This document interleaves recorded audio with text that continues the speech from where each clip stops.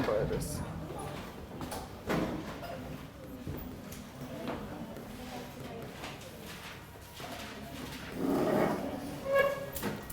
तो आज हम देखने वाले हैं वायरस के कहाँ बीमारियां देखने वाले हैं। कल हमने देखा कि जो कारक थे बीमारी, सबसे पहले हमने कल क्या देखा कि कारक क्या थे। तो कारक हमने क्या देखा था, प्रोटोजोआ देखा था। उसके बाद क्या देखा था हमने, बैक्टीरिया देखा था। और बैक्टीरिया के बाद क्या आता है हमारा, वायरस आता है। तो आज वायरस के कारण होने वाली बीमारी देखने वाले हैं और आनुवांशिक जो बीमारियां होती हैं उनके विषय में हम देखने वाले हैं। तो बीमारी जो वायरस के कारण बीमारियां होती हैं, तो उसके लिए हम एक टेक्निक यूज़ करते हैं जिसको याद करने के लिए, क्योंकि हमको बीमारियां सभी याद होना ही चाहिए। क्योंकि पहला क्वेश्चन आपको बीमारी से आता है कि वायरस के कारण कौन सी बीमारी होती है। तो रेखा हमें हिट करके पोएचे बिल्कुल छोड़ गई। तो इससे हमें पूरी बीमारियां प्राप्त हो जाती हैं जो वायरस के कारण होने वाली बीमारियां होती हैं। तो सबसे पहले जो रे है, रे फॉर होता है रेबीज, रे फॉर होता है रेबीज। खा है, खा फॉर होता है खसरा, खा फॉर होता है खसरा, जिसे मीजल्स कहा जाता है, मीजल्स कहा जाता है। हा है, हा फॉर होता है हर्प। माँ है, माँ फॉर होता है मेनिनजाइटिस, मेनिनजाइटिस, मेनिनजाइटिस। ही है, ही फॉर होता है हेपेटाइटिस, हेपेटाइटिस। टा है, टा फॉर होता है ट्रैकोमा, ट्रैकोमा। पो है, पो फॉर होता है पोलियो। ए है, ए फॉर होता है एड्स। चे है, चे फॉर होता है चेचक, चेचक। देन चेचक के बाद आता है आपका छोटी माता, छोटी माता। और फिर उसी के साथ आता है बड़ी माता, बड़ी माता, छोटी माता और बड़ी माता। फिर डा है, डा फॉर होता है डेंगू, डेंगू। गा है, गा फॉर होता है गलासौंध, गलासौंध। इसे बोला जाता है मम्स। और ई फॉर होता है इन्फ्लुएंजा, इन्फ्लुएंजा। तो ये हमारी टोटल बीमारियां हो जाती हैं जो आप वायरस के कारण होने वाली बीमारियां देखते हैं। तो सबसे पहला क्वेश्चन यही हमको आता है कि इनमें से कौन सी बीमारियां वायरस के कारण होने वाली बीमारी है या तो फिर नहीं है। तो हमको ये पूरी बीमारियां याद होना चाहिए वायरस के कारण कौन सी बीमारियां होती हैं, क्योंकि यदि नहीं आता है तो आपका तीन जो ऑप्शन रहेंगे वो कैसे रहेंगे, वो बैक्टीरिया से रिलेटेड रहेंगे और एक जो रहेगा वो इससे रिलेटेड होगा। क्लियर। यदि आता है मतलब वायरस से रिलेटेड कौन सी बीमारियां है, तो इनमें से 3 अदर से होंगे, मतलब प्रोटोजोआ से हो सकते हैं या तो बैक्टीरिया से होने लग सकते हैं। और जो एक बस ऑप्शन रहेगा वो आपका इससे रहेगा। तो वो वाला ऑप्शन आपको यहां से फाइंड कहां से होगा, यहां से फाइंड होगा। तो आपको ये याद रखना ही होगा, पूरी बीमारी अच्छे से याद रखना ही होगा। इतना लिखा। अब हम चलने वाले हैं, क्योंकि इन्हीं सब बीमारी की ओर चलने वाले हैं कि इनके अफेक्टेड ऑर्गन क्या होते हैं, वायरस क्या होते हैं और इसमें क्या क्या लक्षण होते हैं। यदि ये हो जाता है तो क्या लक्षण होते हैं। हो गया अब इतना।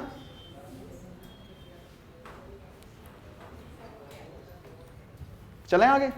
हाँ, अब आता है पहला। तो सबसे पहला आता है हमारा रे फॉर रेबीज, रे फॉर रेबीज। इसे हाइड्रोफोबिया भी कहा जाता है। तो फर्स्ट क्वेश्चन, रेबीज को किस अदर नाम से जाना जाता है, तो इसे हाइड्रोफोबिया के नाम से जाना जाता है।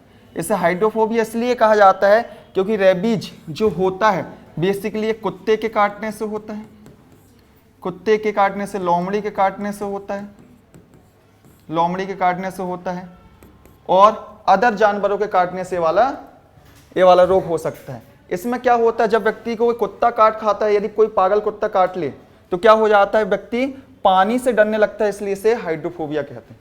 पानी से डरने लगता है, वायु से डरने लगता है और उसे ऐसा लगने लगता है और कई बार वो क्या है, आवाजें भी निकालने लगता है, कुत्ते जैसी आवाजें भी निकालने लगता है। और पानी से डरने के कारण इसका नाम क्या पड़ जाता है, हाइड्रोफोबिया पड़ जाता है। देन जो रेबीज है, रेबीज का टीका, यदि रेबीज का टीका लगा दिया जाए तो रेबीज का इसका ट्रीटमेंट हो जाता है। ट्रीटमेंट के लिए क्या किया जाता है, तो इसका रेबीज का टीका लगा दिया जाता है, रेबीज वैक्सीन लगा दी जाती है, वैक्सीन यूज की जाती है। लुईस पाश्चर द्वारा इसका टीके की खोज की गई थी, लुईस पाश्चर द्वारा इस टीके की खोज की गई थी। तो फर्स्ट क्वेश्चन यही आ जाता है कि किसे हाइड्रोफोबिया के नाम से जाना जाता है, तो रेबीज को हाइड्रोफोबिया के नाम से जाना जाता है। किसके काटने से होता है, तो कुत्ते के काटने से ये वाला रोग होता है। देन ट्रीटमेंट क्या है, तो रेबीज वैक्सीन लगा दी जाती है। और रेबीज जो वैक्सीन का आविष्कार करता कौन है, लुईस पाश्चर रेबीज के वैक्सीन का आविष्कार करता है। क्लियर। देन दूसरा जो आता है हमारा, दूसरा रेखा, खा से खसरा। इसमें अफेक्टेड ऑर्गन, और इसमें अफेक्टेड ऑर्गन क्या होता है, व्यक्ति कैसा वर्क कर रहा है, कुत्ते जैसे आवाज निकाल रहा है, ठीक है, पानी से डर रहा है जो कि डरना नहीं चाहिए, तो व्यक्ति का अफेक्टेड ऑर्गन कौन सा होगा, नर्वस सिस्टम अफेक्टेड ऑर्गन होगा, नर्वस सिस्टम अफेक्टेड ऑर्गन होगा। मतलब उसके यदि आपको लक्षण पता है तो आप आराम से बता लेंगे कि नर्वस सिस्टम, उसका मतलब दिमाग खराब है, नॉर्मल सी बात, दिमाग खराब है तभी वो ऐसी हरकतें कर रहे हैं। क्लियर। तो इससे नर्वस सिस्टम अफेक्टेड ऑर्गन होगा। देन आता है आपका खसरा, खाफ और खसरा आता है। तो खसरा यदि हम देखते हैं तो इसको मीजल्स कहा जाता है, मीजल्स कहा जाता है इसको मीजल्स कहा जाता है।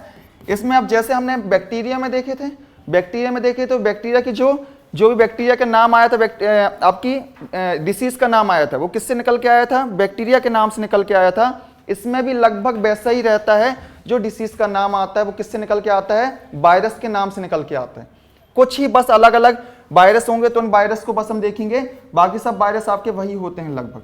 जैसे इसमें यदि मीजल्स है तो मोरबेली वायरस इसमें रहता है, मोरबेली वायरस होता है जो इस रोग को करता है। अब ये वाला रोग जो खसरा रोग होता है, तो इसमें होता क्या है, तो इसमें जो अफेक्टेड ऑर्गन होता है वो होता है स्किन, अफेक्टेड ऑर्गन होता है स्किन।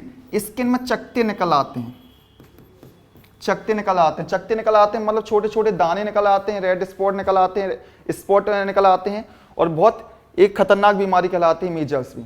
तो मतलब इस तरीके से होता है, याद कैसे रखो, जैसे मीजल्स यदि हम हिंदी में लिखें तो मीजल लिखा है मतलब जला, ऐसा आपकी स्किन कैसी हो जाती है, जैसे जली स्किन इस तरीके से हो जाती है। तो इतना याद रखो, जैसे ही मीजल्स आपको याद आ जाता है तो क्या है, जला स्किन, जली स्किन, मतलब आपको अफेक्टेड ऑर्गन यहाँ से मिल जाएगा। और याद क्या रखना है आपको, और इतना याद रख लेना है कि मोरबेली वायरस है। क्लियर। तो रेखा, फिर क्या आया था, हमें, रेखा हमें, इतना लिखा, सभी का हो गया। हाँ, तो नेक्स्ट आता है हमारा हमें। इसका ट्रीटमेंट नॉर्मली जो उनके द्वारा टैबलेट दी जाती हैं वो है, और साफ सफाई रखना पड़ता है। स्किन से रिलेटेड जितनी भी बीमारियां होती है उसके लिए ट्रीटमेंट पहले यही होता है कि आप साफ सफाई अच्छे से रखें, हाइजीनिक रहें, आप गंदगी से ना रहें, बिल्कुल अच्छे से रहेंगे तो आपकी स्किन ठीक रहेगी। अब उसके बाद आता है हमारा हमें, हाफ और हब्स, हाफ और हब्स। तो हाफ और हब्स, तो यहां से आप याद करो, फिर हर यहां देख लो, हर आ रहा है ना, हब्स में हर आ रहा है, तो आपका हर जैसे ही आ गया तो हर जगह, आपके हर जगह मतलब फिर से चकते निकलने वाले हैं, चकते निकलने वाले हैं। और ये जो हब्स होता है तो हर जगह जैसे ही आ गया तो हमको पता चल गया कि अफेक्टेड ऑर्गन क्या होना चाहिए, क्या होना चाहिए, स्किन ही होना चाहिए अफेक्टेड ऑर्गन। क्लियर। होता क्या है हब्स, ये हब्स होता है, चिकन पॉक्स होती है बेसिकली, ये 40 की उम्र के बाद ज़्यादा देखने मिलता है, 40 की उम्र के बाद ज़्यादा देखने मिलता है, ज़्यादा देखने मिलता है। और कभी यदि चिकन पॉक्स हुआ है या तो कुछ इसी तरह की कोई बीमारी हुई है मतलब, तो उसमें क्या हो जाता है, फिर से यदि क्या इन्फेक्शन हो जाए तो क्या हो जाता है, हब्स हो जाता है, फिर से इन्फेक्शन हो जाए, मतलब वो चकते बच जाते हैं ना, छोटे छोटे चकते बच जाते हैं, उन्हें फिर से इन्फेक्शन होने से क्या हो जाता है, हब्स हो जाता है। और नॉर्मल वायरस का नाम भी क्या है, वही जो आपको दिख रहा है हब्स, तो वायरस का नाम भी वही है। क्लियर। इसमें क्या पूछा जाएगा, इसमें ये पूछा जाएगा जो सबसे इंपॉर्टेंट रहेगा, क्योंकि वायरस का नाम भी वही है, कोई इस वायरस का नाम नहीं पूछेगा, ये पूछा जाएगा कि अफेक्टेड ऑर्गन क्या है। तो जो हमने यहाँ पर बॉक्स बनाए हैं वही आपको याद रखना है कि स्किन अफेक्टेड ऑर्गन है, यही पूछा जाएगा। देन आएगा में, क्योंकि उनको कठिन बनाना है। यदि क्वेश्चन कठिन बनाना है तो वो पूछेंगे जो समझ में ना आए, पर उसके लिए भी हम याद रखने के लिए एक तरकीब देख लेते हैं। में से क्या आ जाता है? मेनिनजाइटिस। में से आ जाता है मेनिनजाइटिस। तो यहां से जो मेनिनजाइटिस का मतलब होता है, यहां से हमें एक चीज मिल गई, मेनिनजिस। ठीक है, आइटिस का मतलब ये दो शब्दों से मिलकर बनता है। सबसे पहले मेनिनजिस से मिलकर बनता है, दूसरा बनता है आइटिस से मिलकर। मेनिनजिस तो हमको पता है ये क्या होती है, दिमागी झिल्ली होती है, ये दिमागी झिल्ली होती है। आइटिस का मतलब होता है सूजन। सूजन, तो दिमागी जो झिल्ली होती है उसमें सूजन आना क्या होता है? मेनिनजाइटिस होता है। क्लियर? इस मेनिनजाइटिस में जैसे सूजन आती है तो इसके नीचे भी एक फ्लूइड रहता है। मेनिनजाइटिस के नीचे हमने एक फ्लूइड पढ़ा था, याद है? कौन सा फ्लूइड रहता है? सेरेब्रोस्पिनल। सेरेब्रोस्पिनल फ्लूइड रहता है। इसमें भी इन्फेक्शन रहता है, इसमें भी इन्फेक्शन आ जाता है। अब इसमें इन्फेक्शन आ रहा है तो आपको अफेक्टेड ऑर्गन मिल गया, और सूजन कहाँ हो रही है वो ही मिल गया। ठीक है, और किसके कारण हो रहा है? तो भाई मेनिनजिस के कारण हो रहा है। क्लियर? देन इसके बाद हमें के बाद क्या आता है? रेखा हमें, हिट, ही, और फिर यहां पर टा। हिट मतलब होता है हेपेटाइटिस। हेपेटाइटिस, तो हेपेटाइटिस जो होता है बेसिकली ये ए प्रकार का होता है, बी प्रकार का होता है, सी प्रकार का होता है, डी और ई प्रकार का होता है। ये 5 प्रकार का हेपेटाइटिस होता है। और हेपेटाइटिस जो बेसिकली होता है, यदि किसी व्यक्ति द्वारा ज़्यादा शराब सेवन भी किया जाता है तो वो भी एक कारण बन जाता है हेपेटाइटिस होने का। ज़्यादा शराब सेवन हेपेटाइटिस होने का कारण बन जाता है। और हेपेटाइटिस यदि बिगड़ जाता है बेसिकली तो कभी कभी हेपेटाइटिस के साथ ही जॉन्डिस भी होता है। जॉन्डिस भी होता है, और हमको पता है, हम पढ़ चुके हैं कि जॉन्डिस होता है तो अफेक्टेड ऑर्गन क्या होता है? लिवर। अफेक्टेड ऑर्गन होता है लिवर, मतलब यकृत। यकृत, यकृत क्या नहीं करता? यकृत एक बिलीरुबिन होता है। बिलीरुबिन होता है। बिलीरुबिन किस में होता है? बाइल जूस में होता है। बाइल जूस के साथ, जो बाइल जूस का नाम आया है वो किससे आया है? इसमें नाम लिखा है, बाइल लिखा है ना, बाइल रुबिन बोलो या तो बिलीरुबिन बोलो, इसी में नाम लिखा है। तो बाइल जूस का जो कलर आता है हल्का पीला सा होता है ना, हल्का पीला, तो कलर भी किसके कारण है? इसी बिलीरुबिन के कारण। उसको ही अवशोषित ना करने के कारण क्या हो जाता है? लिवर खराब होने लगता है, और क्या हो जाता है? आपको जॉन्डिस हो जाता है। और यदि आपके ब्लड में ज़्यादा बिलीरुबिन रहता है तो यही बिलीरुबिन बाहर निकल के आता है, और आपके पीला वर्णक, जैसे इसे क्या बोलते हैं? बिलीरुबिन को पीला वर्णक रहता है। पीला वर्णक, वर्णक मतलब रंग, वर्ण मतलब होता है रंग। पीला वर्णक रहता है जो आपके शरीर के बाहर, पोर्स से बाहर निकल के आता है, तो आपको पता चलता है कि जॉन्डिस हो गया। और जहाँ जहाँ मतलब आपके पसीने से निकल के आ रहा है, पोर्स से निकल के आ रहा है, आप यूरिन है, यूरिन से निकल के आ रहा है, हर जगह से, नाखून में दिखने लगता है, आंखों में दिखने लगता है, येलो हो जाती हैं आंखें, तो ये हमारा जॉन्डिस है और hepatitis. Clear? Then T for आता है ट्रैकोमा। ट्रैकोमा, ट्रैकोमा आया हुआ क्वेश्चन है ट्रैकोमा वाला। तो ट्रैकोमा क्या है? ट्रैक करने वाला। यदि ट्रैक किया जाता है तो किससे ट्रैक किया जाता है? यदि हमारे पास ट्रैक करने के लिए क्या है? आइज हैं। तो अफेक्टेड ऑर्गन क्या है? आइज। ये पूछा गया क्वेश्चन है, एमपीपीएससी में पूछा गया क्वेश्चन है, ट्रैकोमा में अफेक्टेड ऑर्गन क्या होता है? तो आइज होता है। ठीक है, क्योंकि हमको पता है ट्रैकोमा ट्रैक करने के लिए हमारे पास आइज दी गई हैं। देन अब ट्रैकोमा बेसिकली हमने बोलते हैं ना आँख आना, आँख आना, इन्फेक्शन। इन्फेक्शन मतलब आँख आती है तो क्या होता है? लाल आंखें हो जाती हैं, आंखें छोटी हो जाती, कीचड़ निकलता है। कीचड़ के माध्यम से जो अंदर रहता है, कोई भी इन्फेक्शन जो अंदर प्रवेश कर गया है वो कीचड़ के माध्यम से बाहर निकलने की कोशिश करता है। मतलब हमारा शरीर है ही ऐसा कि यदि कुछ अंदर प्रवेश कर गया, मतलब यदि हमने धूल ले ली, डस्ट अंदर इनहेल कर ली, तो क्या है? आपको छींक आएगी, तो वो जो धूल अंदर आपने एंटर की है वो बाहर निकलने की कोशिश करेगी। तो हमारा शरीर अंदर वो सभी चीज़ों को नहीं लेता जो उसके लिए अनावश्यक है। क्लियर? तो आंखें आना ही ये कहलाता है। अब इसमें आंखें आना मतलब आंखें क्या हो जाएंगी? लाल हो जाती हैं। कीचड़ आता, कीचड़ के माध्यम से जो अंदर की गंदगी होती है वो निकलती है, कीचड़ आता है। ट्रैकोमा। तो रेखा हमें हिट टा तक पहुंचे, और सभी याद होता जा रहा है जितने भी यदि हम देख रहे हैं। तो सबसे पहले अफेक्टेड ऑर्गन सबसे ज़्यादा इंपॉर्टेंट है। जैसे ट्रैकोमा में आइज है, हेपेटाइटिस में क्या है? लिवर है, हेपेटाइटिस में लिवर है, मेनिंजाइटिस में मेनिंजिस है, हफ्स में क्या है, पूरी बॉडी, होल बॉडी है, और रेबीज में क्या है, आपका नर्वस सिस्टम है, और खसरा में, खसरा को क्या बोलते हैं, मीजल याद करना, खसरा को क्या याद करना, मीजल, तो आपको पता चल जाएगा स्किन, होल बॉडी। अब आ जाता है रेखा हमें हिट करके छोड़ो पोएचे, पो मतलब होता है पोलियो,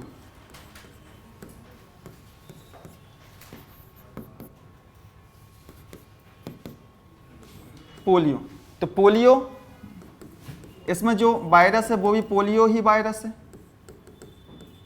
पोलियो वायरस ही कहते हैं इसको, या तो पोलियो एंटेरो भी बोलते हैं, इसे एंटेरो वायरस के नाम से भी जाना जाता है, polio enterovirus, polio enterovirus, क्योंकि एंटर कर जाता है। अब इसमें अफेक्टेड ऑर्गन क्या रहता है, तो अफेक्टेड ऑर्गन इसमें होता है नर्वस सिस्टम, अफेक्टेड ऑर्गन जो रहता है वो होता है नर्वस सिस्टम, इसमें अफेक्टेड होता है, और नर्वस सिस्टम में बेसिकली जो होता है वो central nervous system, central nervous system जो होता है वो अफेक्टेड होता है। सेंट्रल नर्वस सिस्टम में भी स्पाइनल कॉर्ड वाला जो सिस्टम है, स्पाइनल कॉर्ड वाला सिस्टम है वो अफेक्टेड रहता है। क्यों? क्योंकि हम देखते हैं कि जो जिसको पोलियो हो जाता है, यदि अनफॉर्चुनेटली यदि किसी को पोलियो हो जाता है तो क्या हो जाता है, उसका हाथ या पैर नहीं चल पाता। क्यों नहीं चल पाता? क्योंकि उसके हाथ और पैर की जो नर्व्स होती हैं वो क्या हो जाती हैं, वो ख़त्म हो जाती हैं। क्यों? और क्योंकि नर्व्स यदि चलाने के लिए रिक्वायर है तो नर्व्स रिक्वायर है ना, क्योंकि वो कंट्रोल देती हैं हमें, वो कंट्रोल खत्म हो जाता है, इस कारण से वो चल नहीं पाता, उसका डेवलपमेंट हो जाता है, वो रुक जाता है, और धीरे धीरे वो क्या हो जाता है, हाथ और पैर आप देखोगे धीरे धीरे पतला हो जाता है, बिल्कुल, क्योंकि डेवलपमेंट हो जाता है। तो nervous system, central nervous system में हम जानते हैं कि ब्रेन होता है और क्या होती है आपकी स्पाइनल कॉर्ड होती है। तो स्पाइनल कॉर्ड क्लियर। तो ये हमारा पोलियो एंटेरो वायरस। तो पोलियो एंटेरो वायरस यदि हम देखते हैं तो पोलियो एंटेरो वायरस में दो प्रकार की वैक्सीन लगाई जाती है। एक वैक्सीन लगाई जाती है आपकी ओरल वैक्सीन लगाई जाती है, ओपीवी, ठीक है, और एक दूसरी वैक्सीन लगाई जाती है, ये लगाई जाती है इनएक्टिवेटेड, आईपीवी लगाई जाती है, आईपीवी लगाई जाती है। क्लियर। इंजेक्टेड बोलो या तो इनएक्टिवेटेड बोलो, लगाई जाती है। पोलियो वैक्सीन, जो पोलियो वैक्सीन ओपीवी हमारे एशिया में लगाई जाती है, एशिया में सबसे अधिक लगाई जाती है, मतलब 2 बूंद जिंदगी की जो बोलते हैं कि लगाई नहीं जाती है, ये पिलाई जाती है बेसिकली, मतलब इसमें 2 बूंद पिलाई आप सुरक्षित। क्लियर। जबकि आईपीवी मतलब इंजेक्टेड, इसका मतलब क्या है, बेसिकली होती है इंजेक्टेड, मतलब इंजेक्शन लगाया जा रहा है। क्लियर। पर इसका इनएक्टिवेटेड, इसका इनएक्टिवेटेड बोलते हैं, वेटेड पोलियो वैक्सीन, पोलियो वैक्सीन। और ये क्या होती है, oral polio vaccine, polio vaccine. तो इसकी खोज पूछी जाती है। तो आईपीवी की खोज पूछी आती है, अधिकांश जो क्वेश्चन आया गया है आईपीवी, ऐसा नहीं आएगा, बट ऐसा नहीं आ रहा है कि आईपीवी की खोज किसने की। क्वेश्चन आया है कि पोलियो वैक्सीन की खोज किसने की, तो जो अब अधिकांश चलता है वो जोनस सल्क चलता है, जोनस सल्क, जोनस सल्क चलता है, जो अधिकांश पूछा जाता है, और यही ऑप्शन रहता है जोनस सल्क। क्यों? क्योंकि पोलियो वैक्सीन के विषय में बस पूछा जा रहा है। पर यदि अलग से पूछा जाता है कि polio vaccine, oral polio vaccine की खोज किसने की गई, तो ओरल पोलियो वैक्सीन की जो खोज की गई है वो एल्बर्ट सेवन द्वारा की गई, एल्बर्ट सेवन द्वारा की गई। और ओरल पोलियो वैक्सीन जैसे हम देखते हैं हमारे एशिया साइड देखी जाती है, एशिया साइड, जबकि ये वाली जो पोलियो वैक्सीन है ये आपके अमेरिका साइड देखी जाती है, अमेरिका साइड लगाई जाती है। क्लियर। तो यहां से पोलियो से यदि कोई क्वेश्चन आते हैं, जितने भी क्वेश्चन आ सकते हैं पूरे क्वेश्चन यहां पर आपके सामने, कि अफेक्टेड ऑर्गन क्या है, देन पोलियो वैक्सीन की खोज किसके द्वारा की गई, या तो है पोलियो वायरस क्या है, या तो किसके कारण पोलियो बीमारी किसके कारण होती है, बैक्टीरिया के कारण होती है, वायरस के कारण होती है, या तो फिर अदर किस कारक के कारण, फैक्टर के कारण होती है। देन आता है हमारा एड्स, पोएचे। तो एड्स का सबसे पहले यदि पूछा जाता है तो एड्स का अभी तक जो पूछा गया सबसे पहले फुल फॉर्म ही पूछा गया, एड्स का फुल फॉर्म ही पूछा गया है। तो acquired immuno deficiency syndrome, acquired immuno deficiency syndrome AIDS का फुल फॉर्म होता है। देन इसमें वायरस पूछा जाता है तो वायरस होता है HIV वायरस होता है। क्लियर? तो HIV वायरस मतलब ह्यूमन इम्यूनो डेफिशिएंसी वायरस। वही सेम है, इसमें H फॉर क्या लग गया है, ह्यूमन लग गया है, और V फॉर क्या लग गया है, वायरस लग गया है। बेसिक जो कॉमन चीज है वो कॉमन चीज है आपका इम्यूनो, ठीक है। जो कॉमन है यहाँ पर वही कॉमन इसका क्या है, अफेक्टेड है, ठीक है। मतलब यहाँ पर यदि जो अफेक्टेड ऑर्गन रहता है या तो अफेक्टेड पार्ट होता है, वो कौन सा सिस्टम होता है, वो इम्यून सिस्टम होता है। जो सिस्टम होता है वो होता है immune system of the body, immune system of the body. और इम्यून सिस्टम यदि बोला तो क्या बोलते हैं, रोग प्रतिरोधक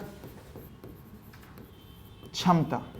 फिर इसमें पूछा जाता है कि इसमें रोग प्रतिरोधक क्षमता हमको पता है कि किसके द्वारा डेवलप होती है, WBC के द्वारा डेवलप होती है, हमको पता है ना, WBC के द्वारा। तो WBC भी हमने टाइप पढ़े हैं, कितने टाइप्स पढ़े हैं, 2 टाइप्स पढ़े हैं। 2 टाइप्स में हम आपको बताया है लिम्फोसाइट बताया है। तो अफेक्टेड कौन होती है, यही होती जो सबसे ज्यादा अफेक्टेड होती है, लिम्फोसाइट। जो हमको सबसे ज्यादा सुरक्षा प्रदान करती है वही हो जाती है अफेक्टेड। और इसमें क्या होता है इस रोग में कि व्यक्ति का जब लिम्फोसाइट अफेक्टेड है, मतलब कोई वायरस आएगा, कोई बैक्टीरिया आएगा, कोई प्रोटोजो आएगा, जल्दी अफेक्ट करेगा व्यक्ति को, तो व्यक्ति क्या हो जाएगा, जल्दी बीमार हो जाएगा। जैसे ही जल्दी बीमार होगा तो व्यक्ति का शरीर होता जाएगा, दुर्बल होता जाएगा। तो व्यक्ति के अंग हैं, पहले एक अंग खराब हुआ, फिर 2 अंग खराब हुआ, अंग पे अंग खराब होते आएंगे और अंत में मृत्यु होगी। क्लियर? तो हमारा पूरा क्या है, एड्स। और इसमें टेस्ट पूछा जाता है, टेस्ट कौन सा किया जाता है, तो एलिसा नाम का टेस्ट किया जाता है। इसमें एलिसा नाम का टेस्ट करवाया जाता है। क्लियर? इतना लिखा, याद हुआ? रटना बिल्कुल नहीं है, केवल हमको एड्स देखना है तो इसका फुल फॉर्म देखो, फिर वायरस देखो, फिर जब इम्यून आपको मिल गया तो आपको पता चल गया तो इम्यून सिस्टम यहाँ पर अफेक्टेड है। फिर क्या है, जब इम्यून सिस्टम है तो इम्यून सिस्टम होता डेवलप किसके कारण है, वो लिम्फोसाइट के कारण होता है, तो लिम्फोसाइट अफेक्टेड है। क्लियर? देन आता है क्या आया, छोड़ रेखा हमें हिट करके पहुंचे। फिर क्या आ गया, छोड़ से आता है बेसिकली अभी चाबी बचा है ना, चेचक। तो चेचक में जैसे ही आता है तो चेचक में 2 प्रकार के आ जाते हैं। सबसे पहले आता है आपका छोटी माता, और दूसरा जो आ जाता है वो आता है आपकी बड़ी माता।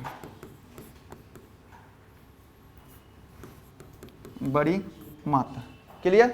छोटी माता जो है इसी को बोलते हैं चिकन पॉक्स। इसमें होता क्या है, इसमें स्मॉल इरप्शन निकल आते हैं, छोटे छोटे स्पॉट निकल आते हैं, स्मॉल रेड स्पॉट देखने मिलते हैं यहाँ पर, स्मॉल छोटे छोटे रेड स्पॉट शरीर में निकल आते हैं, रेड स्पॉट छोटे छोटे दाने निकल आते हैं पूरे शरीर में। और ये छोटे छोटे दाने निकल आते हैं तो इंसान को क्या, और ये खुजलाते बहुत हैं, पूरे शरीर में निकल आएंगे, खुजलाते बहुत हैं। ये छोटी माता बाकी जल्दी चली आती हैं, 2 से 4 दिन में आराम से चली जाती हैं। क्यों? क्योंकि इसमें क्या है, जो अंदर पस नहीं भरती, यानी पस नहीं भरते छोटे दाने, बट खुजलाहट बहुत होती है। तो आराम से हाइजीन, मतलब आप अच्छे से अच्छा जो खाना है, मतलब फल फ्रूट्स यूज़ करें इस समय। फिर जो तेली ऑयली फूड होता है उसको नहीं खाना चाहिए, और फल फ्रूट्स यूज़ करें। फल फ्रूट्स यूज़ कर रहे हैं आप अच्छे से, नॉर्मली जो बोलते हैं नीम का पानी, यदि हम घरेलू उपचार देखते हैं, नीम के पानी में नहाएं, ठीक हो जाता है। क्लियर? तो ये हमारे रेड स्पॉट निकल आते हैं। इसमें वायरस पूछा जाता है तो वायरस क्या, इसका नाम याद रख लेना, चिकन पॉक्स भी बोलते हैं इसको, चिकन पॉक्स। क्लियर? देन इसका वायरस होता है तो वायरस इसका याद रखें, वेरिसेला वायरस।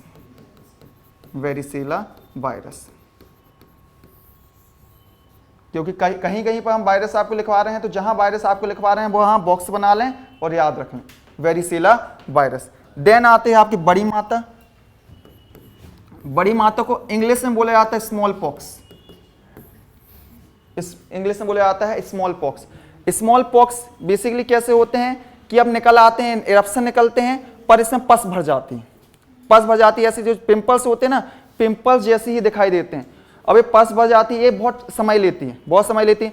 मतलब आपके 19 से 20 दिन तक तो आपको 13 से 14 दिन और 19 से 20 दिन तक पूरे पहले क्या होगा, पस भरी रहेगी, फिर सूखेंगे, फिर अलग होगा, फिर ब्लैक स्पॉट आएंगे, फिर वो अपने आप अलग होंगे।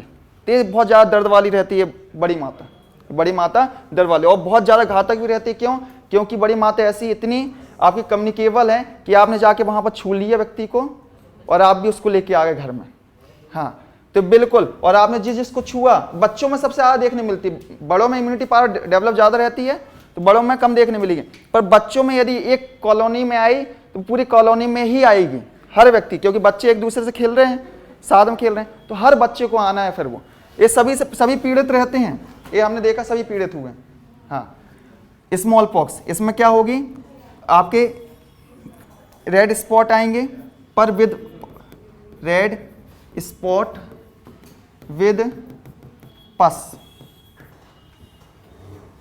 विद पस आते हैं, मतलब उसमें क्या हो जाती है, इन्फेक्शन हो जाता है, भर जाता है, और ये बहुत समय लेती है। इसी के बेसिकली जो दाग रह जाते हैं ना, हमेशा के लिए दाग रह जाते हैं, यही रहती है जो हमेशा दाग छोड़ जाती है, ये वाली रहती है, ये बड़ी माता। तो ये क्या है आपकी चेचक। इसका वायरस पूछा आता है तो वायरस याद कर लो, इसको बॉक्स में रखो अच्छे से, वेरियोला वायरस, वेरियोला वायरस।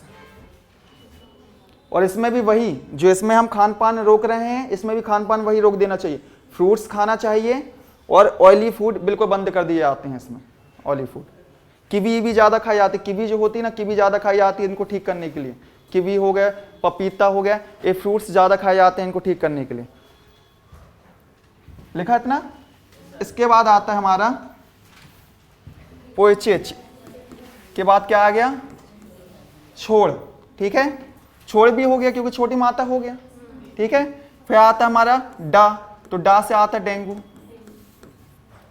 डा से आता है डेंगू। तो ये डेंगू पूछा जाता है कि हड्डी तोड़ बुखार, हड्डी तोड़ बुखार किसे कहा जाता है, तो यही बुखार है जैसे हड्डी तोड़ बुखार कहा जाता है। क्यों हड्डी तोड़ बुखार कहा जाता है, इसलिए इसे हड्डी तोड़ बुखार कहा जाता है क्योंकि इसमें जो अफेक्टेड ऑर्गन्स होते हैं वो जोड़ होते हैं, जोड़ में सबसे अधिक दर्द होता है, और जोड़ में दर्द ऐसा होता है कि जैसे हड्डी टूट रही है। हाँ, और इसमें जो वेक्टर होता है, वाहक पूछा जाता है, इसमें जो वेक्टर होता है मतलब कौन लाता है, तो ये मच्छर ही लाता है, मॉस्कीटो ही लाता है, मॉस्कीटो ही लाता है, और इसका नाम होता है एडिस, एडिस इजिप्टी मच्छर, इजिप्टी, एडिस इजिप्टी, एडिस इजिप्टी। अफेक्टेड ऑर्गन तो हमने बोला जोड़ तो है ही, और अफेक्टेड ऑर्गन क्या होते हैं, इसमें प्लेटलेट्स, जोड़ में दर्द हो रहा है, अफेक्टेड ऑर्गन क्या है, प्लेटलेट्स। हाँ, इनकी संख्या बहुत ज़्यादा कम हो जाती है, प्लेटलेट्स की संख्या घटती जाती है, प्लेटलेट्स। और इसमें वायरस है तो वायरस का नाम वही है, डेंगू वायरस ही इसका वायरस का नाम है, ठीक है, वायरस अलग से नहीं है, वायरस का नाम भी डेंगू वायरस ही। देन छोड़, फिर क्या आ जाती है हमारी गई, ठीक है, इसे बोलते हैं गला सौंध, गला सौंध। तो इसके विषय में हम पहले ही बता चुके हैं, इसे बोलते हैं हिंदी में, इंग्लिश में बोलते हैं मम्स, मम्स। सीधे सीधे पूछा आएगा अफेक्टेड ऑर्गन क्या है, तो अफेक्टेड मम, पीने में दिक्कत हो रही है आपको, पानी गुटकने में दिक्कत हो रही है, तो कहाँ से कब होती है, जब यदि टॉन्सिल्स निकल आते बेसिकली, क्लियर। तो इसमें ग्लैंड पूछा जाता है, कौन सी ग्लैंड, तो पैरोटिड ग्लैंड, पैरोटिड ग्लैंड होती है जो अफेक्टेड होती है, और हमको पता है पैरोटिड ग्लैंड कहाँ पर उपस्थित होती है, हाँ, कान के नीचे उपस्थित होती है पैरोटिड ग्लैंड, जो कि जिसमें स्वेलिंग आ जाती है, बहुत ज़्यादा स्वेलिंग आ जाती है, सूजन आ जाती है, और यहाँ से आप देखोगे यहाँ से बहुत बड़ा हो जाता है बिल्कुल, ठीक है, पैरोटिड ग्लैंड। और दिक्कत क्या है, जल पीने में, जल पीने में दिक्कत है, परेशानी, परेशानी, क्लियर। ये हो गया हमारा मम्स। देन इसके बाद गला सौंध के बाद क्या आता है, इन्फ्लुएंजा,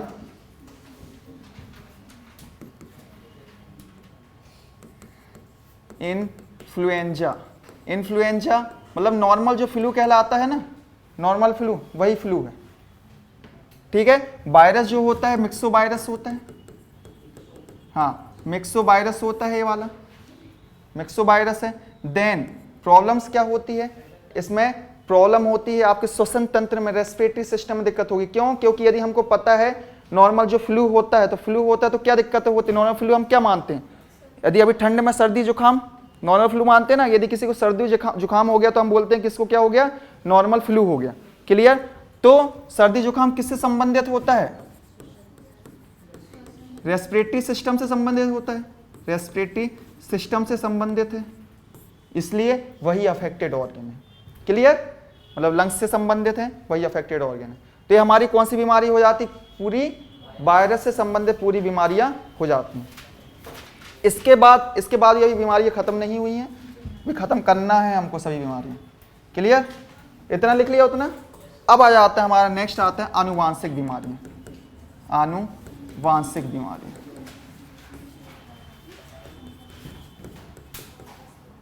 हाँ फंगस वाली बची है ना, अभी फंगस वाली भी कर रहे हैं, पहले आनुवांशिक देख लो, क्योंकि कठिन क्वेश्चन जब पूछे आते हैं तो कहाँ से आते हैं, फिर आनुवांशिक बीमारियों से ही पूछे आते हैं। तो आनुवांशिक बीमारियां को याद करने के लिए फिर से एक लिख ले रहे हैं पॉइंट, डॉक्टर वही पटाऊ वाले, डॉक्टर वही पटाऊ वाले। क्लियर? अब पटाऊ भी एक बीमारी है, पूरी पटाऊ जो लिखा है वो पटाऊ ही पूरी एक बीमारी है। क्लियर? डॉ फॉर होता है डाउन सिंड्रोम, डाउन सिंड्रोम। जब हमने आपको बताया था कि बीमारियां दो प्रकार की होती हैं, तो उसमें बताया था ना बीमारी दो प्रकार की, एक क्या होती है, जेनेटिक होती है, मतलब एक जन्म से ही आप ले रहे हो, तो इसमें हमने आपको एग्जाम्पल में आपको यही लिखवाया था, डाउन सिंड्रोम लिखवाया था। क्लियर? फिर क्या होता है, काफ और होता है क्लीने फिल्टर, क्लीने फिल्टर। टर्फ और होता है टर्फ और होता है टर्नर सिंड्रोम,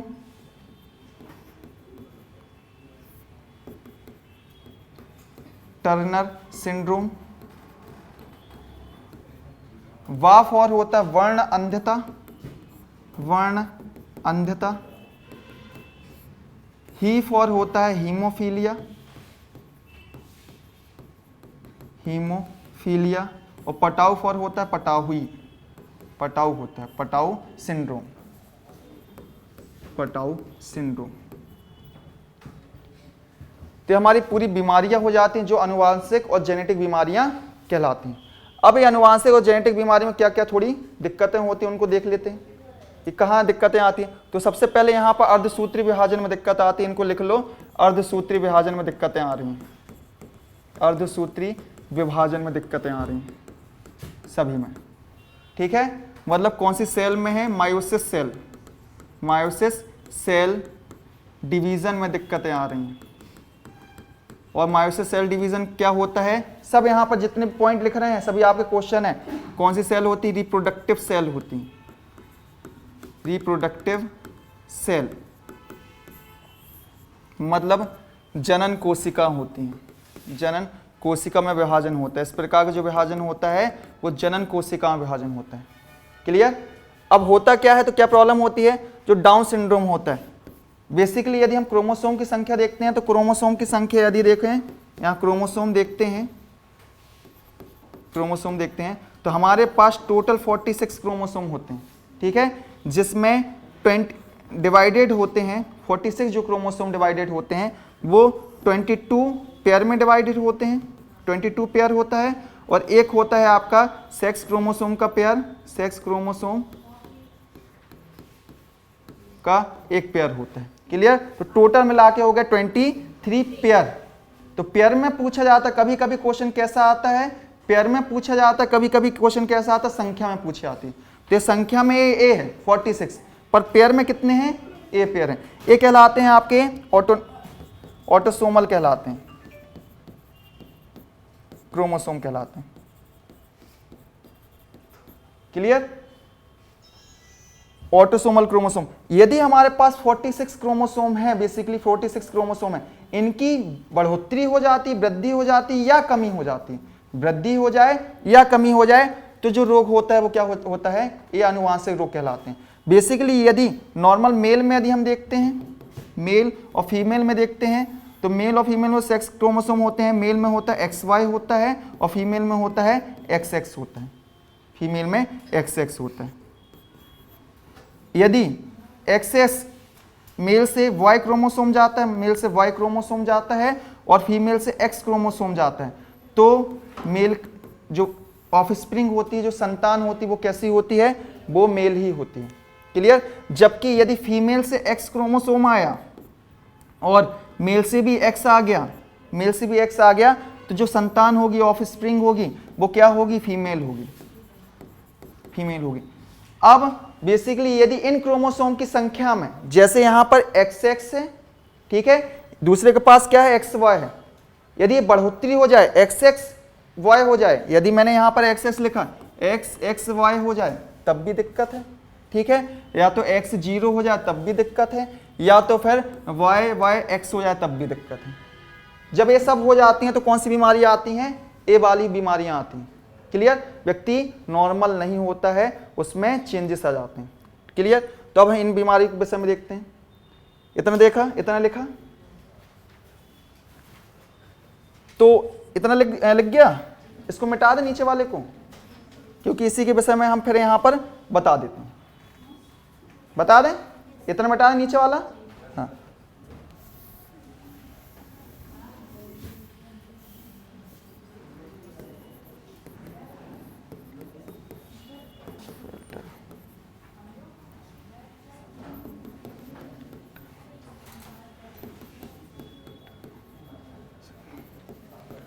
अब आता है इनके विषय में, देखो थोड़ा, तो हमको बिल्कुल ज़्यादा नहीं पढ़ना है इसमें, इसके विषय में सीधे सीधे जो क्वेश्चन आता है उसके हिसाब से पढ़ना है। डाउन सिंड्रोम, डाउन सिंड्रोम में क्या होता है, हमने बताए थे कि 22 कितने पेयर होते हैं, ऑटोसोमल पेयर होते हैं, काय कोशिका होती हैं, जिससे आपके शरीर का जो डेवलपमेंट होता है उनके द्वारा होता है। उसमें 21st पेयर की क्या बन जाती है, कॉपी बन जाती है, इसकी बन जाती है कॉपी। तो जो बच्चा होता है, बेसिकली बच्चा या तो फिर उधर में ही समाप्त हो जाता है, या तो फिर उत्पन्न होता है तो वो रह नहीं पाता है। क्लियर। एबनॉर्मल होता है। कंडीशन क्या होती है, जिसे बोलते हैं डाउन सिंड्रोम, 21st क्रोमोसोम की क्या बन जाती है, कॉपी बन जाती है। तो लिख लो यहीं पर, एबनॉर्मल कंडीशन उत्पन्न होती है। एबनॉर्मल कंडीशन उत्पन्न होती है किसमें, ऑफस्प्रिंग चाइल्ड में, इन चाइल्ड। क्लियर।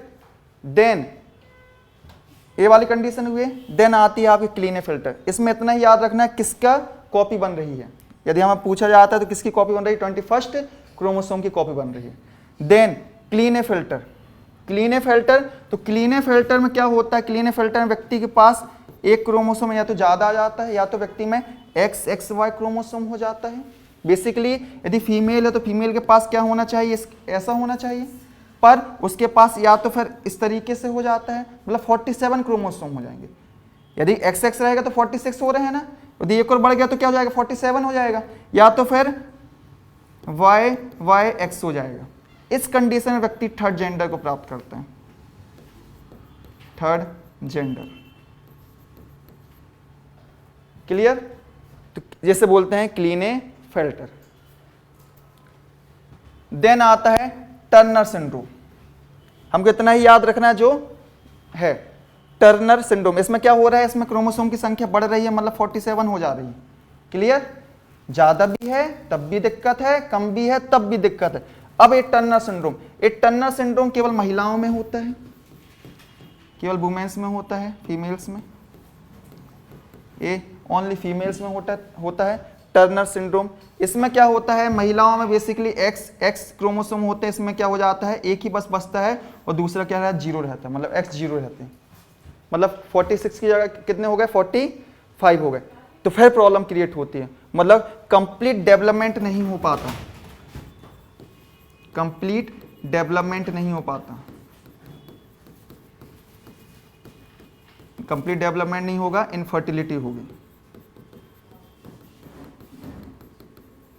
इनफर्टिलिटी होगी। क्लियर। कंप्लीट डेवलपमेंट नहीं होगा, रिप्रोडक्शन में प्रॉब्लम होगी, क्या, टर्नर सिंड्रोम में। और याद क्या रखें, किस में होता है, ये महिलाओं में होता है। क्लियर। देन आता हमारा उसके बाद वर्ण अंधता। तो वर्ण अंधता के विषय में हम पढ़ चुके हैं पहले भी। क्लियर।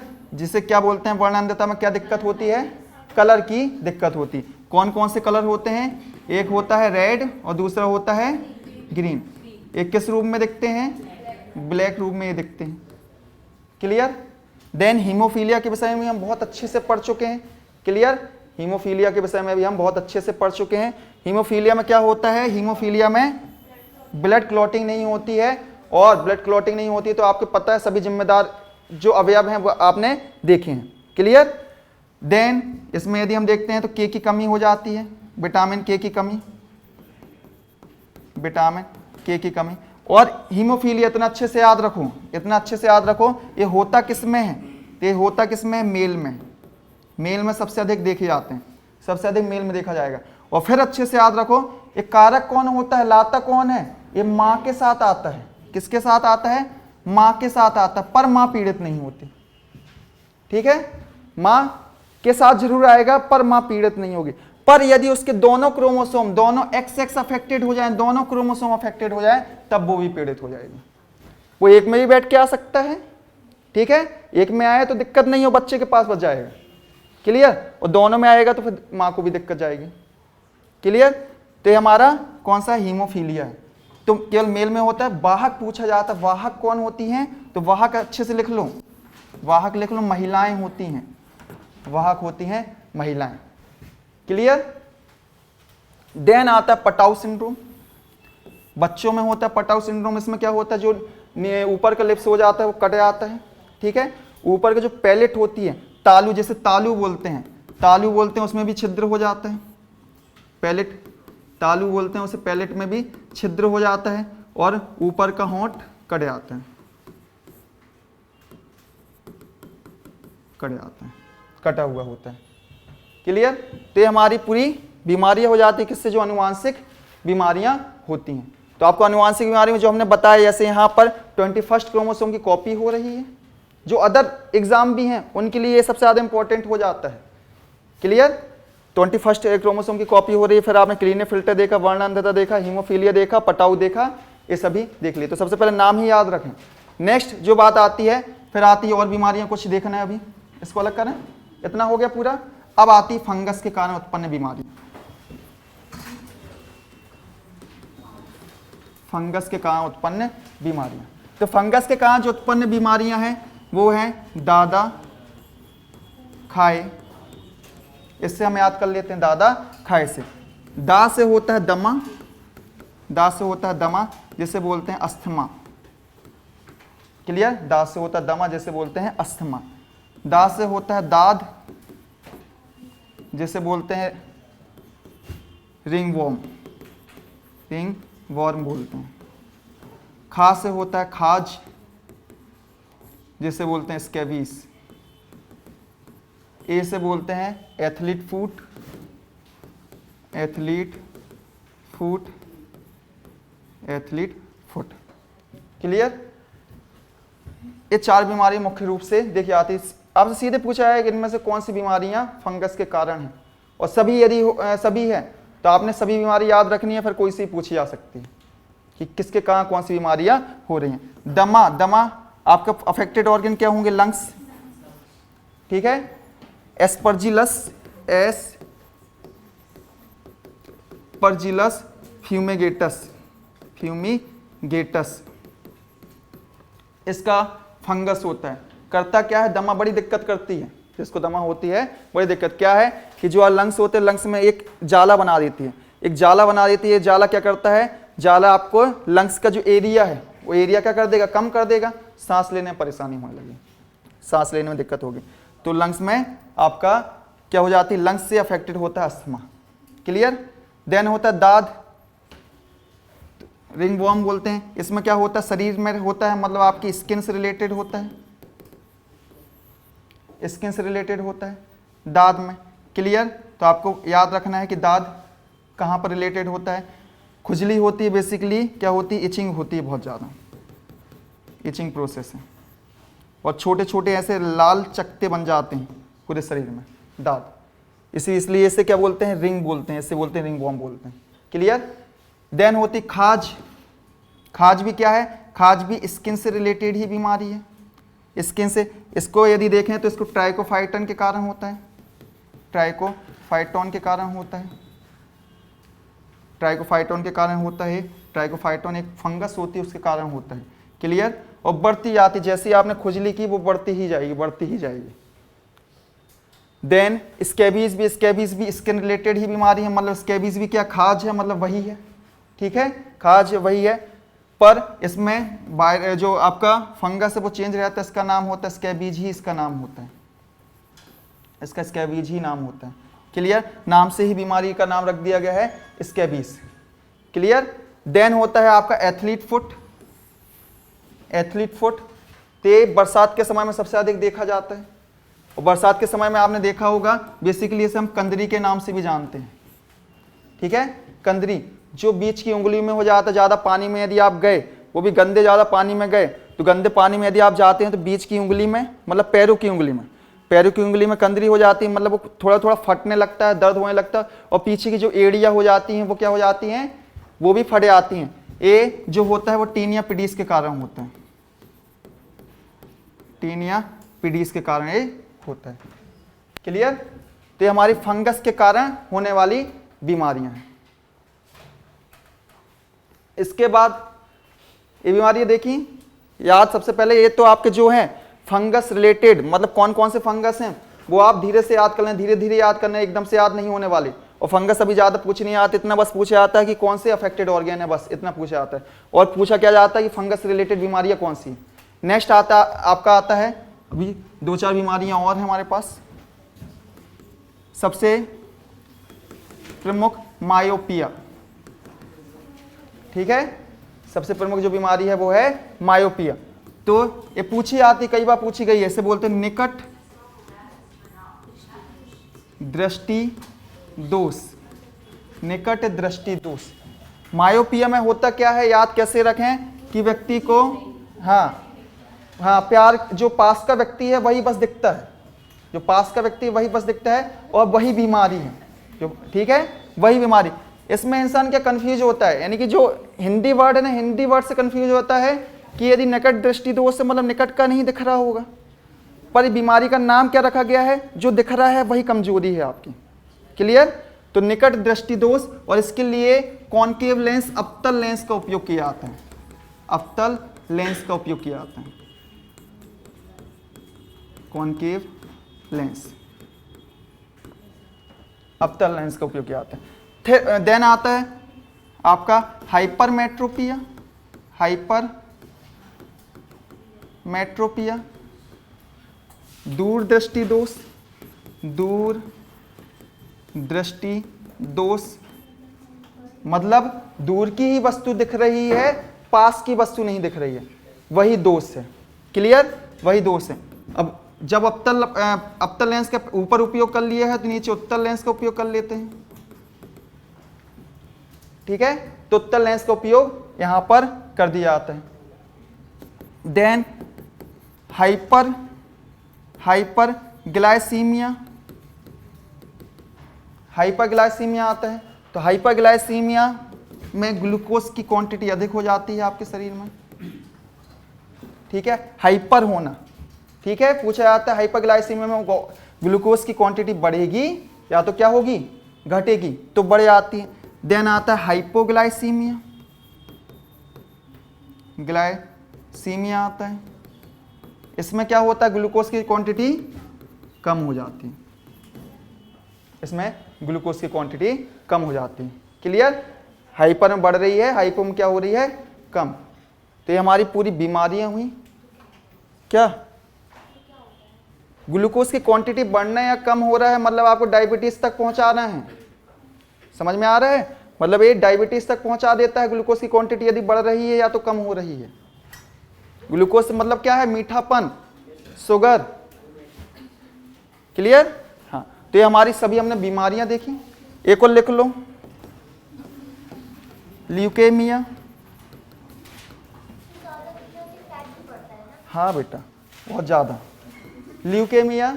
तो ल्यूकेमिया क्या होता है, ल्यूकेमिया को बोलते हैं ब्लड कैंसर, ब्लड कैंसर बोलते हैं। इसमें क्या होता है, ब्लड कैंसर में क्या होता है, ल्यूकेमिया मतलब क्या होता है, ल्यूकोसाइट, WBC क्या बढ़ जाती है, बढ़ जाती है। अनावश्यक रूप से क्या हो जाती है, उसमें ग्रोथ होने लगती है जितनी होने नहीं चाहिए। क्लियर। देन होता है कार्सिनोमा। कार्सिनोमा ये होता है स्किन कैंसर, स्किन कैंसर होता है।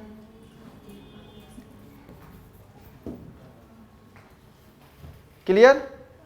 हाँ, इसके बाद आता है लिम्फोनोमा। लिम्फोनोमा, लिम्फोनोमा इसमें जो होता है वो होता है जो लिम्फ नोड होते हैं ना, लिम्फ नोड होता है, या तो फिर स्प्लीन होता है, इसमें कैंसर होता है। स्प्लीन इसमें कैंसर हो जाता है, लिम्फ नोड। कैंसर में जो यूज़ किया जाता है, ट्रीटमेंट में जो यूज़ किया जाता है वो किसका यूज़ किया जाता है, कोबाल्ट का यूज़ किया जाता है ट्रीटमेंट में। कोबाल्ट का यूज़ किया जाता है, कोबाल्ट। क्लियर। इसमें एक थेरेपी यूज़ की जाती है, ये पूछी जाती थेरेपी, तो कीमोथेरेपी। कीमोथेरेपी इसमें इसकी ट्रीटमेंट के लिए यूज़ की जाती है। क्लियर। तो हमारे पूरे हमने देखा कि कहाँ कहाँ क्या क्या होता है। कार्सिनोमा को चेंज करना, कार्सिनोमा स्किन कैंसर नहीं है, क्योंकि स्कारनोमा स्किन कैंसर होता है। स्कारनोमा स्किन कैंसर होता है, स्किन कैंसर। हाँ, ये होता है tissue cancer, tissue cancer. Clear. तो हमारे पूरे कैंसर हुई, उसकी थेरेपी हुई, उसकी ट्रीटमेंट हो गया, और जितनी भी बीमारियां हुई आज हमने पूरी शरीर से पूरी बीमारियां खत्म कर दी। क्लियर। तो आज हमारी क्लास यहीं समाप्त होती है। जय हिंद, जय भारत। हाँ, लिख लो।